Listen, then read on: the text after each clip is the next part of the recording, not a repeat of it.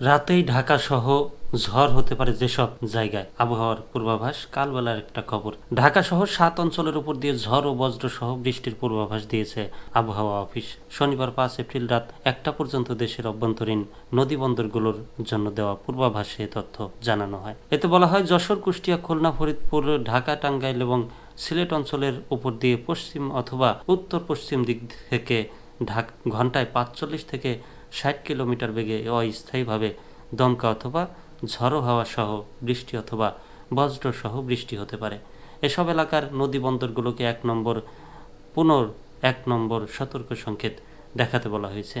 এদিকে আজকের আবহাওয়ার পূর্বাভাসে সকালে জানানো হয়েছিল, ঢাকা, ময়মনসিংহ, চট্টগ্রাম এবং সিলেট বিভাগের 2-1 জায়গায় অস্থায়ীভাবে দমকা হাওয়া সহ বিদ্যুৎ চমকানো, বৃষ্টি, বজ্র সহ বৃষ্টি হতে পারে।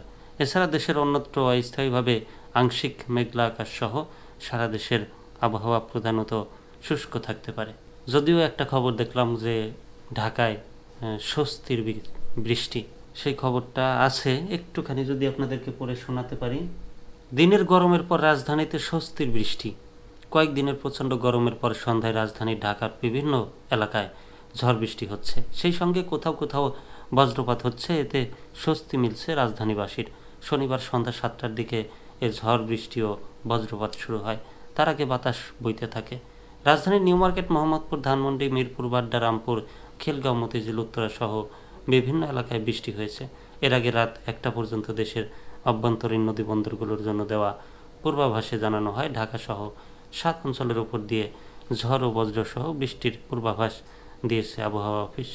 এতে বলা হয়, এই খবরটা মানে আমি আগে যে খবরটা পড়ছি ওইটা হচ্ছে এইটার আগের খবর। তো আমি আগেরটা আগে পড়ছি, পরেরটা আগে, মানে পরেরটা আগে পড়ছি, আগেরটা পরে। যাই হোক দর্শক, একটু বুঝে নেবেন।